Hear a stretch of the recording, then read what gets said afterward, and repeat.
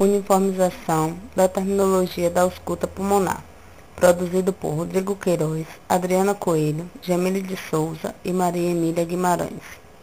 Nesta videoaula abordaremos o histórico da descoberta do estetoscópio, a importância da ausculta pulmonar, as divergências nas nomenclaturas da ausculta pulmonar e a importância da padronização da ausculta pulmonar.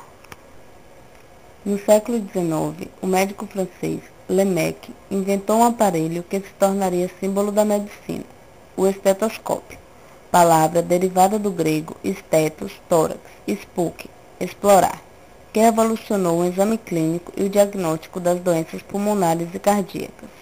Nesta época, o exame físico do tórax constituía-se da percussão torácica, da palpação das vibrações transmitidas através do sistema broncopulmonar até a parede torácica e da ausculta direta, colocando os ouvidos no tórax do indivíduo.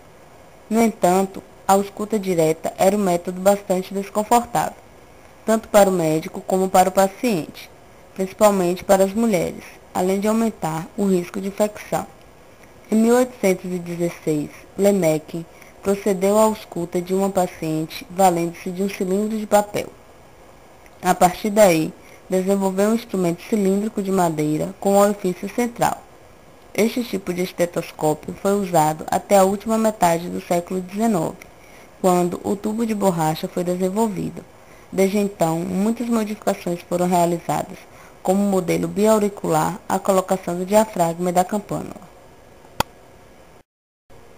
Atualmente, mesmo com toda a inovação tecnológica, testes de função pulmonar e exames de imagens, a ausculta pulmonar, por ser um método prático, não invasivo, de baixo custo e ótimo direcionamento clínico na avaliação médica, é parte imprescindível da semiologia do tórax no diagnóstico clínico de várias doenças pulmonares.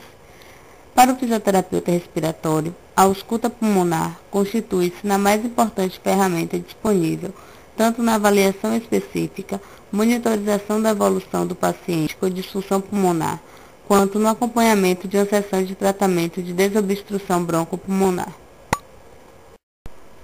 A invenção do estetoscópio possibilitou a Lemaitre a investigação dos sons corporais, relacionando-os com achados em autópsias, e, em 1819, ele publicou seu tratado de ausculta pulmonar, no qual descreveu a primeira classificação dos sons respiratórios. Em seu tratado, Lemaitre atribuiu 2 nomes sinônimos a cada um dos 5 sons originalmente descritos. Cada um teve sua tradução para o inglês e outros idiomas, e diversas denominações foram empregadas. Com o passar do tempo, termos sinônimos, por tradução ou interpretação, acabaram por adquirir significado próprio. Como não havia padronização, tornou-se impossível que os termos empregados fossem corretamente associados a seus respectivos sons, tornando a nomenclatura confusa e imprecisa. Segundo Lemaitre, os sons respiratórios foram classificados em ruídos respiratórios do adulto sadio ou murmúrio, respiração pueril e respiração pueril do adulto. Os ruídos respiratórios anormais foram classificados em estertor com muco ou gargolejo, estertor úmido ou crepitação, estertor sibilante seco ou assovio, estertor seco sonoro ou ronco e estertor crepitante seco com grandes bolhas ou estalidos.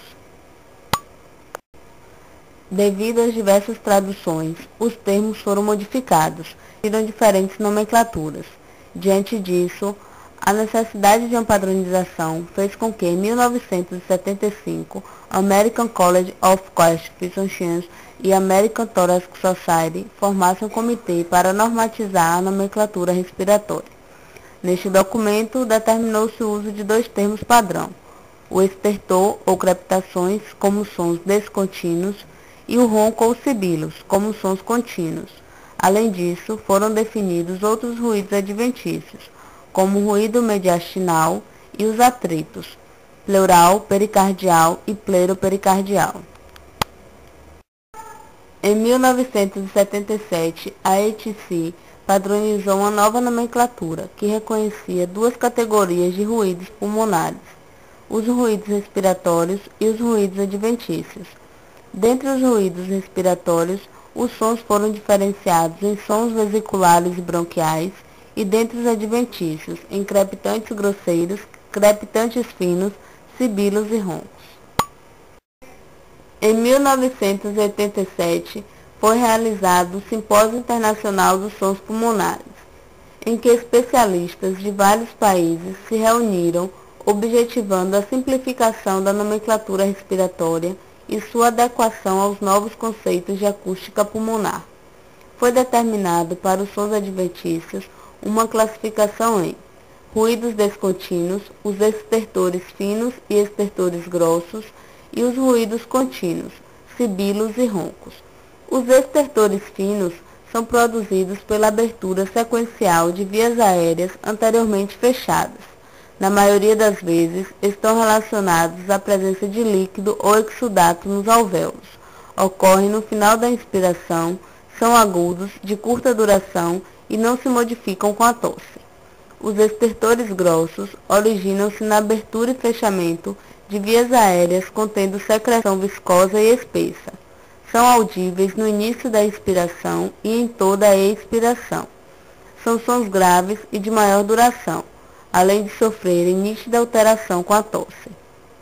Os roncos são graves, de baixa frequência, e os sibilos são agudos, de alta frequência.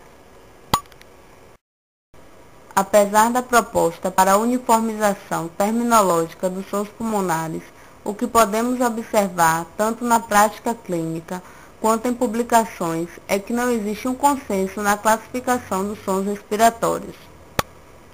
Em publicações nacionais, é possível perceber uma grande diversidade de nomenclaturas para a interpretação da ausculta pulmonar.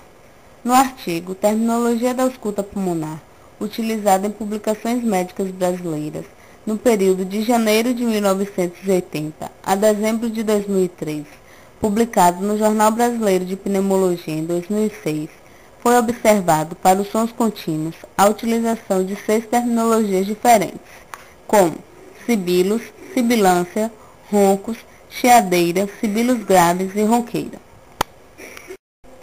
Para os ruídos descontínuos, foram encontrados 20 termos diferentes, em oposição aos únicos 2 termos propostos pelo Simpósio Internacional dos Sons Pulmonares, sendo eles estertores, estertores crepitantes, estertores subcrepitantes, crepitação, estertores bolhosos, crépitos, crepitantes, estertores subcrepitantes de finas bolhas, estertores subcrepitantes de médias bolhas, estertores subcrepitantes de grossas bolhas, estertores de finas bolhas, estertores de médias bolhas, estertores de grossas bolhas, estertores finos, estertores roncantes, estertoração, estertores grossos, estertores úmidos, crepitação fina e bolhas.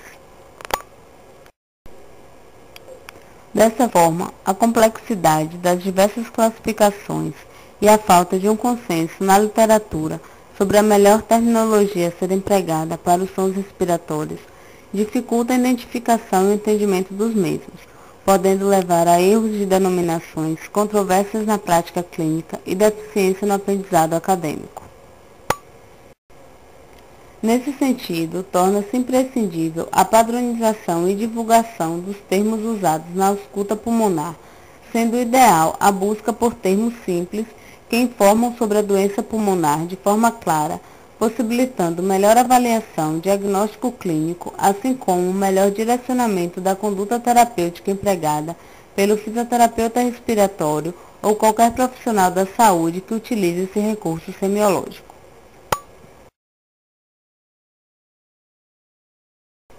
Obrigado